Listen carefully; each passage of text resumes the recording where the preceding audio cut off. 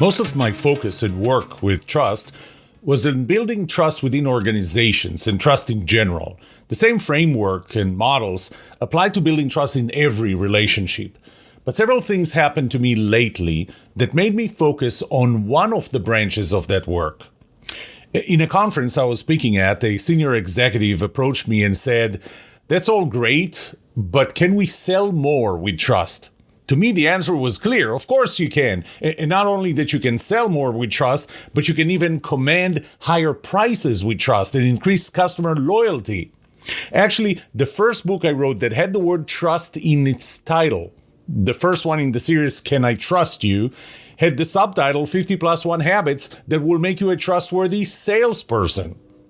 The other thing that happened was that within days, Thinkers 360 named me as one of the top 50, actually number 12, global thought leaders on trust, on sales, and one of the top 50, number 17, on customer loyalty for 2023. And the last thing that happened was that I saw a significant increase in demand for one of my keynotes that I call Win with Trust, Not Low Price. How to sell more, raise prices, and increase loyalty. Customer loyalty, that is. So in this episode, I will start with some of the higher level, more strategic perspectives of why trust is so important for sales and for customer loyalty. In later episodes, I will go down and dirty into specific tips about being a more trusted salesperson. Right after this.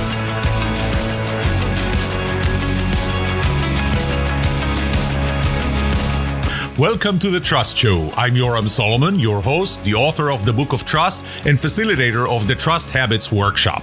My mission is simple. I want to help you form habits that build your trustworthiness, because the answer to this question will have the biggest impact on your personal and professional success or failure. Can I trust you?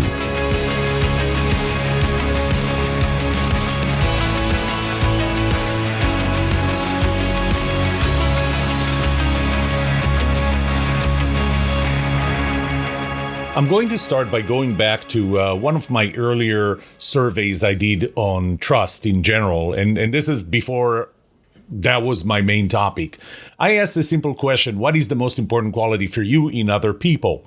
And I asked about 6 types of people, 6 types of relationships. I asked about what is the most important quality for you in your boss, in your employees, in your peers, in a salesperson trying to sell you something, in your government representative, and in your spouse. The number one quality was trustworthiness, 61.2% of the time. And that's compared to the willingness to work hard, the willingness to take risk, intelligence, and believe it or not, one of the factors ended up being, based on the feedback that I got, ended up being good looks. So 61.2% was trustworthiness. So 2 in 3 people when asked what is the most important quality for you in all those 6 relationships, in average would say it's trustworthiness. But you know what the highest was? The highest percentage? It was when I asked about salespeople. Because 77.4%, more than 3 out of every 4 people would say that the most important quality for them in a salesperson is trustworthiness. By the way, the second one was spouse with 77.2%, and boss was the next one with 60%. So trustworthiness of a salesperson trying to sell you something was more important to you than trustworthiness was important to you in your boss or even in your spouse, although that's a pretty small difference. So trustworthiness is the most important quality for you in salespeople. And it's more important for you in salespeople than in any other relationship that you have, at least of those 6 that I presented.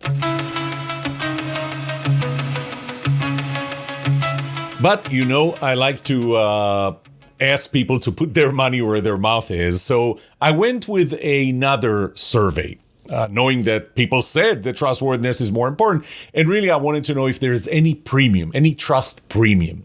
So here's what I asked. I decided I chose really only one industry or one scenario. And by the way, just so that you know, I'm about to launch another more than a survey, another research to correlate the components I'll talk about in a few minutes. But here's the scenario that I gave. You want to remodel your home, and after some research you've done online or talked to people, you narrowed down the list of possible contractors to 2. You invited both of them to your house to give you a quote. Now, we're talking about roughly a $10,000 project, okay? Which unfortunately every couple of years I find that I have to do myself at my home. Contractor A comes in. They're the owner of the company, been in business for 20 years, listens carefully to what you need, makes suggestions, even prevents you from ordering what you don't need, even though they could make more money off of it. So it's like, you want to do something and they go, there's something else you can do here that would actually end up being cheaper and better. And so instead of saying, oh yeah, definitely do that because I'm going to make more money, they seem to do a very thorough job measuring and estimating the work that needs to be done. So, without actually spelling out the components, the different components of trustworthiness, my relative trust model, without spelling it out, I describe the person that meets all of those or ranks high on all of those. Then contractor B comes in. Contractor B is represented by a salesperson, not the owner. Appears to be very motivated to close the deal at a high price as possible, spends time telling you how the competitors are bad, doesn't seem to be listening to you very much, and appears very arrogant. Again, I'm looking at all the components of my relative trust model, and I gave this person a pretty low grade on all of those components. Then they both come back and both are asking for exactly the same price, $10,000 for that job. There's no difference in what they're offering, in how they're offering it, in the warranty, or everything else that they're promising is exactly the same, and the price is exactly the same, $10,000. Which one would you hire to do the job? Now, when I ask this, people go, is there a trick somewhere? Is this a trick question? No, not a trick question. Serious question. Which one would you hire to do the job? And so once people realize I'm not trying to trick them into something, they go, well, obviously the trustworthy one, the first one, A. Well, they don't typically call it the trustworthy one, but A. We're going to hire A. Okay, fine. That reminds me of a joke that 2 friends are in the forest and all of a sudden a bear starts chasing them. They start running and one of them stops and puts on his running shoes. His friend, who's still barefoot, goes, why do you need the running shoes? You think that with those running shoes you're going to outrun a bear? And the friend looks at him and says, I don't need to outrun the bear. I need to outrun you. So if you're going to choose the trustworthy salesperson over the other one, the trustworthy salesperson gets 100% of the time of the business, 100%. So instead of them being, if trust was not a factor, if price was the only factor, then you would say, since they're asking for exactly the same price, there is a 50-50 chance that you're going to choose one of them, either one of them. But if trust is a factor, then you're going to choose one over the other. Is it 60-40? Is it 70-30? Well, what the survey told me was it was 100-0. You get 100% of the business by being more trustworthy than the other salesperson. Okay, fair enough. What if the trustworthy contractor A salesperson asked for 10% higher price? $11,000 compared to $10,000 by contractor B, who was characterized as less trustworthy. I was still at 100%. 100% of the people said they would go with the trustworthy one. A 10% higher price. What about 20%? Well, at 20%, it started shifting. At 20%, 58%, still more than half, said definitely they will choose contractor A, the trustworthy one. They're willing to pay $12,000 compared to $10,000 to the other one they don't trust. 33% said they don't know anymore. They didn't say that we're not going to do it. They just said we don't know anymore, which I took as in this range, half of it goes to A, half of it goes to B. 7% said they will go with B, the cheaper one, and 2% said they're not going to do the project. They're not willing to pay an extra $2,000 for trustworthiness, and they're not willing to go with someone they don't trust. So 2% will not do the project. But 58% would still go with the trustworthy one at 20% price premium. Or maybe I should start calling it trust premium. Then I went up to 50%. At 50%, 22% of the people still said, and I'm rounding, 22% of the people still said we're going to go with A, the trustworthy one. So I'm willing to pay $15,000 for someone I can trust, to someone I can trust, then pay $10,000 to someone I can't. That's pretty significant. 38% said we're not sure, we're somewhere in the middle. So again, I would take half of it and give it to A and half give to B. 15% said we're going to go with the cheaper one, even though we don't trust them very much. 25% said we're not doing the project, period. Now, if I weigh all of this in, I get a pretty interesting number. 29.6%. Remember that number, 29.6%. Because here's how you use it in a sentence. A trustworthy salesperson would get 100% of the business from an untrustworthy salesperson if they sell for the same price. But they can raise their price by 29.6% to be head-to-head with someone who's selling for less. The cheaper one. That's not trustworthy. 29.6%. That's the price. That's the trust premium. That's the premium on average people are willing to pay for trust. By the way, if you look at it the other way around, and this is typically what do you do if you're trying to sell and they're not buying, you're starting to lower the price. This is the typical approach. Start to lower the price. Hopefully, I'm going to convince you that there is a better approach, and that's start increasing trust. But if you lower the price, that's 22.8%. You need to discount yourself. If you're not trusted by the customer and your competition is trusted by the customer, you have to reduce your price on average by 22.8% to be considered, to be on a 50-50 chance that they're going to buy from you. Hopefully it's obvious to you that there are factors that affect that price premium. And in the example that I used here, I only used one scenario, and that was home renovation. And in the study that I'm starting to do now, I'm actually including all the different factors to see how they impact the trust premium. So the first one is, the first factor is, can you do the job yourself? That's the easiest way to describe it. But a better way is, how complex is it? Can you monitor the work as it's being done? Can you stop them if they're doing something wrong? If the answer is yes, it's pretty simple, not complex, and you can monitor it and you can tell if they're not doing a right job, then the premium is actually lower. So you have a bigger probability of choosing the low trust, the less trusted salesperson, because the price is lower, because you know if the work is not done well, you can stop it. There's not going to be any damage. The second component is, what part of the budget does it represent? So, I talked about a $10,000 project. The question is, how much money do you have in the bank right now? That's price elasticity. The bigger part of your budget that represents, the more you're going to want to have a trusted salesperson, or you're going to go with a trusted salesperson or a trusted company. The smaller part of your budget that it represents, you're going to feel more comfortable going with the less trusted one.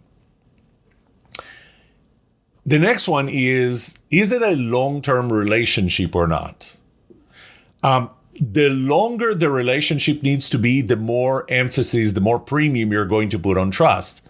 And long-term relationship doesn't necessarily mean that you're going to buy the same thing over and over, but typically it means, will there be good service? Will there be good support? Can you trust that that's going to happen? That relates a little less to the salesperson than to the company or even the product itself.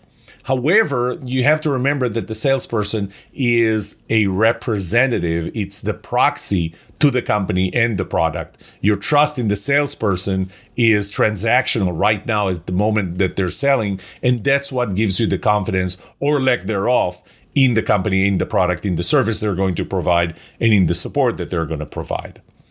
And the last one, and this is a biggie, what are the consequences of the wrong decision? So I'll start by saying the bigger, the higher the consequences are, the more dire the negative consequences are, the more premium you're going to put on trust. So, here I'll give you a few examples. Let's say that you're going to ask them the project is to paint a room in the house. What's the worst thing that can happen? Well, the worst thing that can happen is that they're going to, they're going to screw it up. It's going to be the wrong color. It's not going to be very clean or what. What's the worst that can happen? You're going to have somebody do it again. You're probably going to sue them, try to get your money back. Doesn't matter, but that's the consequence. You're going to have to do it again, period. What if you're trying to do a medical procedure that is out of network for your insurance? Your insurance doesn't cover it, so it's coming out of your pocket. I'll take it even a step further. It's not on you, it's on one of your kids, okay? Because we're going to care more about our kids than about ourselves, typically. So how important is that you can trust the physician, the surgeon, if they're charging a higher price than another surgeon? And I had to make those decisions in the past a couple of times. And I'll tell you one thing, you put a much, much, much higher premium on being able to trust who's going to do that, because the consequences of making the wrong decision here are way, way, way, way bigger. We also need to remember, if I go back to the investment of $1,000, if I use an example of investing $1,000 when you have $1,000 in the bank, or whether you have $1 million in the bank, it's again that it's relative, that the consequences are not the consequences of the risk, but they're really the fear of that consequences that is personal. I know I sound a little academic, now. Let me make it simple. If I am to invest $1,000 and all I have is $1,000 in the bank, then obviously the consequences are a lot more dire to me if you lose that investment, you being the investment advisor, than if I had $1 million in the bank and the worst that can happen is that you lose the $1,000 that I invested with you. So the magnitude of the consequences, the objective consequences might be the same, losing $1,000, but the fear that we have of it is different based on our own context and our own situation. So that differs for different people. And that's worth finding out in the research as well. If you're a salesperson, I'm going to ask you a question now that is unfair. Well, it's unfair if you answered it publicly. But if I asked you as a salesperson, what percentage of your customers trust you? What would you say? And I'll tell you that in those keynotes, I'm going to ask that question. I'm going to ask people to raise their hand, salespeople, raise your hand if you think that your customers trust you. Most of the time. We'll stick with most of the time. What percentage do you think will raise their hands? Is it going to be 100%, 50%? Probably not less than 50%. I tried it a couple of times. I was at about 80%. I mean, nobody wants to not raise their hand, right? 2016, HubSpot did a research The answer to that question, what percentage of people consider salesperson to be trustworthy? 3%. I found another research, I don't remember where, that put it at about 18%. Well, that's great. Less than 1 in 5 people think that the salesperson is trusted. By the way, one thing that was great in that study, the 2016 study that HubSpot did, was that they compared different jobs, different positions. So it's not that the level of trust you have in salespeople is 3%, and we can't compare it to anything else. So just so that you know, doctors, 49%. I would have thought that it was higher. I think Pew Research did another study like that. The number was higher, but relative to 3%, firefighter, 48%, teacher, 38%, nurse, 36%, dentist, 19%. I don't know why dentist less than a doctor, but it's 19%. And it would be interesting to know why. But salesperson is 3%. Stockbroker, by the way, 2%. Not going to be surprised if I told you that politician is 1% and lobbyist is less than 1%. Oh, and car salesman, 1%. And I'll tell you something. I once was going to buy a car, and I sat with a salesperson who was so arrogant, so didn't care about what I had to say, was so certain that he's doing me a favor by selling that car to me, that I just walked away. And I asked people, because it was a specific brand that I wanted to buy, who would they recommend as a salesperson? They recommended somebody else. I sat down with that person, and he cared. He listened. He did things that I knew were above and beyond to give me what I needed. And I trusted him, and I bought that car from him. And later, when I replaced that car, 3 years later, when the lease ran out, I replaced that car with a car from the same brand. And by the way, a brand that I trust very much. So it was really down to the salesperson. And it was the same dealership. So it wasn't the brand. It wasn't the dealership. It wasn't the car. It was the salesperson. And the next time that 3 years later, when I decided to buy another car from the same brand, same dealership, I went to that salesperson. And when I say went, I called him. I told him what I needed. I looked at their inventory online. I gave him the VIN, the vehicle identification number for a specific car. And I bought that car before I ever drove it. I just trusted him. The first time I did my test drive was when he already filled some of the paperwork, and then I signed some of it, and some needed to be processed. So we had like 10, 15 minutes, and he said, why don't you take the car on a drive? That was the first time I saw the car. That's trust. That's the value of trust. But research shows that 3% of people considered salespeople to be trustworthy. Now, I'm going to add to that something, and that is why? Why is that happening? Well, there are two phenomena that are happening now. One of them is called, so I separate them by calling them spam and scam. So spam with a P, scam with a C.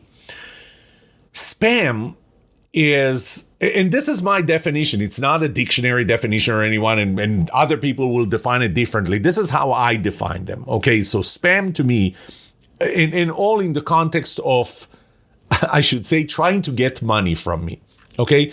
Spam is when you're trying to get money from me and give me something in return that you may believe is worth the amount of money. It's just that I don't need it. I don't think that the value is worth it or what, but you're trying to sell it to me anyway.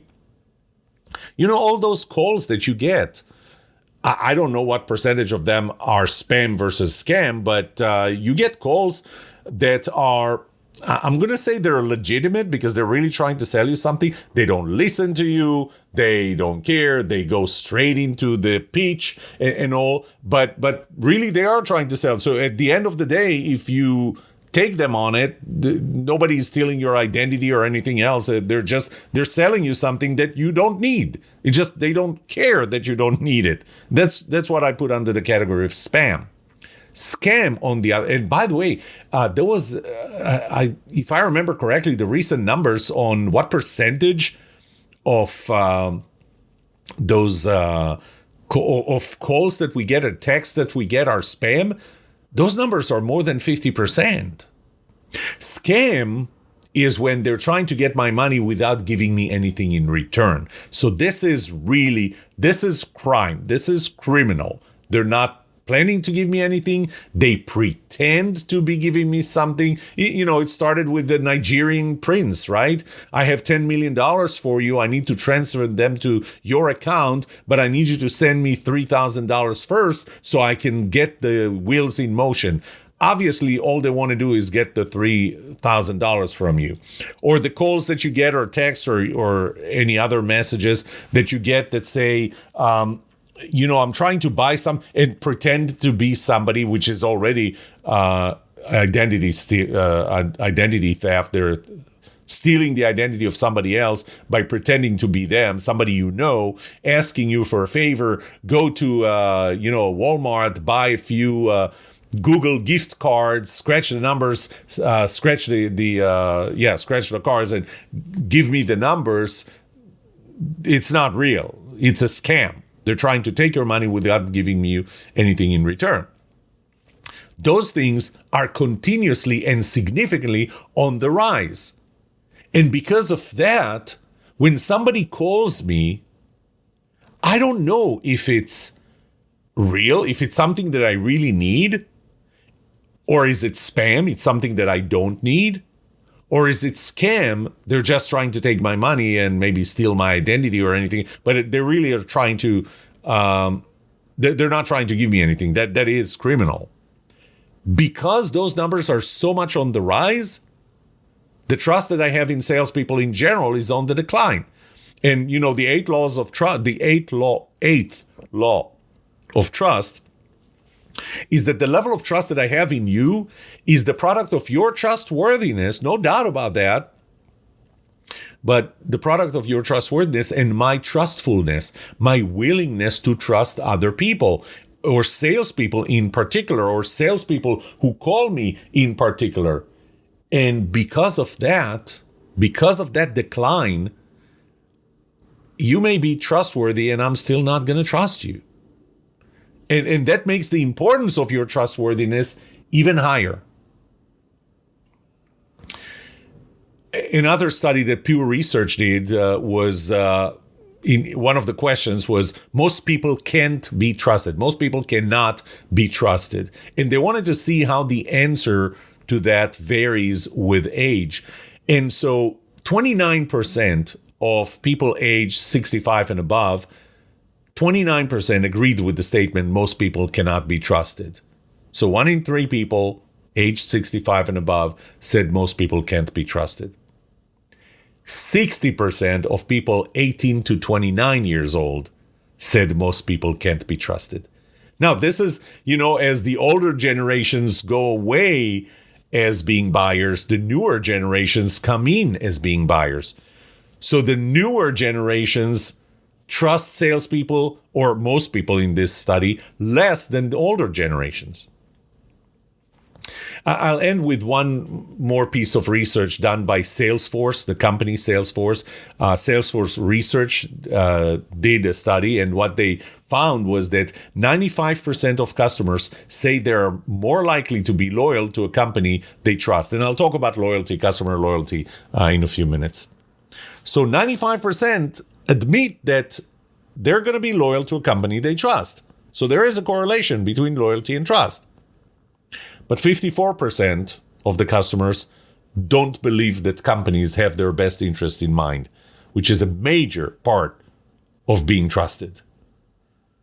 So if 54% don't believe companies have their best interest in mind and therefore they don't trust them, they're not going to be loyal to those companies. Those are things to consider. This is what makes for the trust premium of a salesperson. Now, without it being too academic, I want to talk about the model that I'm going to be using for the research that I'm starting now on the premium of trust, the trust premium for salespeople. So how do people make buying decisions? So I'm going to, without having any visuals, I'm going to try and visually describe this to you. So we start with, it really starts with the product itself, the product or the service, call it product desirability. And that is the value to price ratio compared to other products in the market. Okay? So, are you getting more value per dollar than you did from other products or other things that you're going to be buying? So that, and there is a unique value, and this is something that I teach in my entrepreneurship class, that there is a unique, your product has to have your product has to be unique and offer unique value to a unique set of customers. So what is important to one customer is not important to another one. And, think about cars. Some people care about certain features, certain values that a car brings, like maybe performance, while others care more about safety and others care more about other things. And I know you're thinking price, but price is different. Price is in the denominator. The price elasticity, at least, is in the denominator. So how important is price? So we start with that. We make a decision. It starts with that, the product itself, whatever we know about the product. But then a big part of the decision is the salesperson. The salesperson is the proxy to the company, to the product, to everything else, their trustworthiness.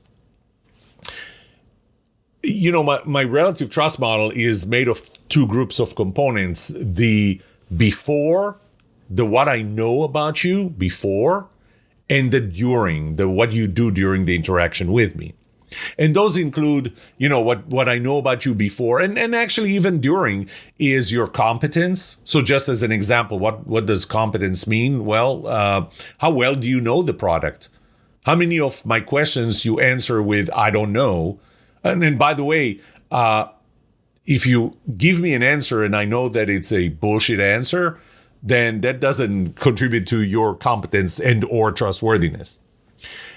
Keep in mind, the trust is in general transferable. That's the fifth law of trust, that if somebody else told me I can trust you, like in the case of, I was telling you about the car that I was buying, somebody else recommended that salesperson and I trusted her.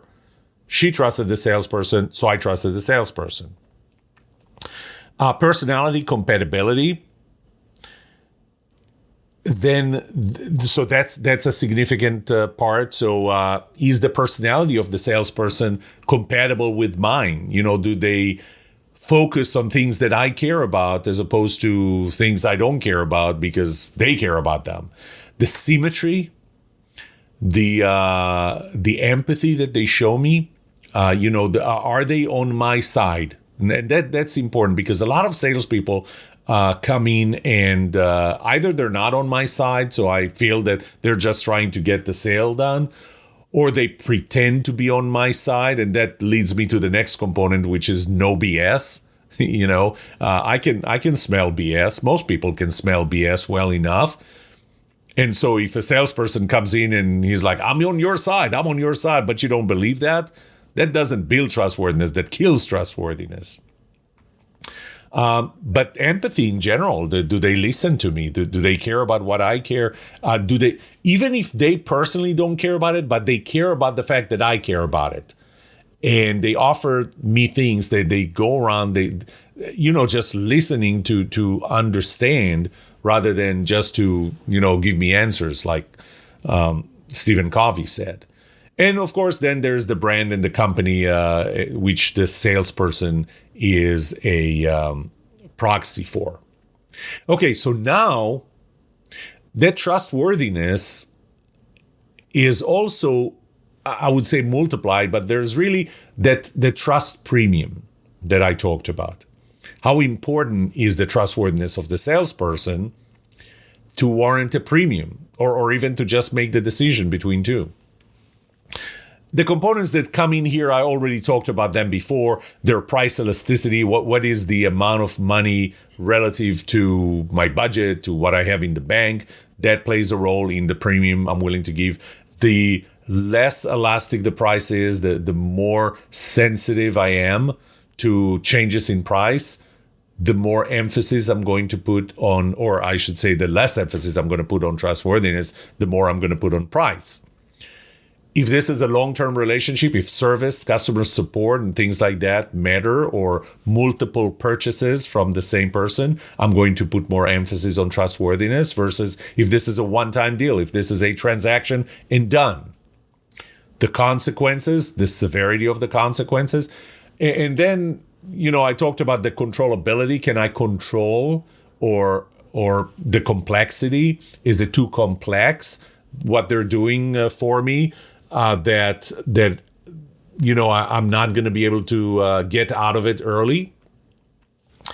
So that would affect the premium, the trust premium, trustworthiness premium of the salesperson, which means I'd be willing to pay more to buy from that person than from another person. And that's the trust premium.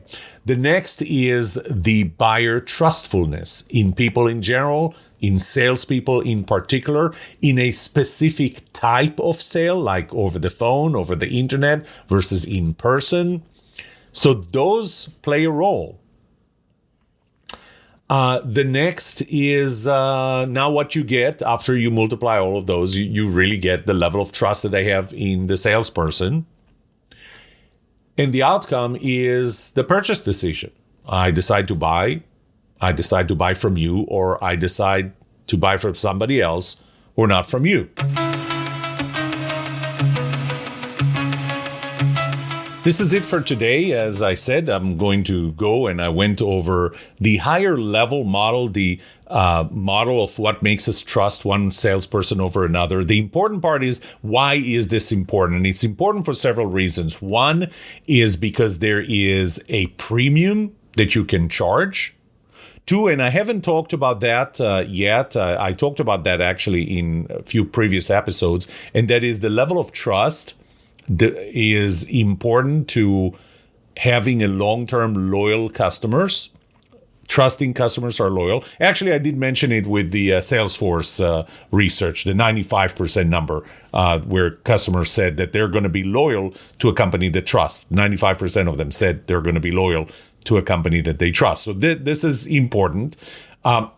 And if you're selling at the same price, trustworthiness versus untrustworthiness is the make or break of getting 100% of the business, not just, a 29.6% premium, which is significant, by the way. And one more thing to think about. The price premium is a price premium. The trust premium is a price premium, not a profit premium. So if you are selling something for 50% gross margin, so 50% is your cost, 50% is your profit of 100% of the price, and you get 29.6% price premium, that's the equivalent to 59.2% premium on your profit. 59.2% premium on your profit. And that's a big deal. It's always a bigger premium on the profit than it is on the price. But the other thing is that trust is declining. Trust in salespeople is very low. The importance of you understanding trust, being trusted as a salesperson, is critical. It is critical to your customers. They told you that it's 77.4%. The most important quality in a salesperson is trustworthiness. And beyond that, because we have so much scam and spam and overall declining trust in general, part of it is generational, already dropped by half between generations. The importance of you being trustworthy is much higher than if trust was blind and very, very high. Then your trustworthiness itself would have played a smaller role, but it doesn't. Trustworthiness is at an all-time low, and therefore trustworthiness has to compensate for that. As I promised, this was a little, I'm not going to say academic, but I am launching a new study of the topic of the trust premium and what is it that makes a salesperson more trusted compared to others. I already have some of the information from previous surveys that I did. I just want to do a more detailed one this time, and I'll share with you findings as I find them. Of course, it's going to take time, but in future episodes, every now and then, maybe every other episode, I'm going to throw an episode with a few tips to salespeople on how to be more trusted as a salesperson. Between now and then, may trust be with you. This was The Trust Show.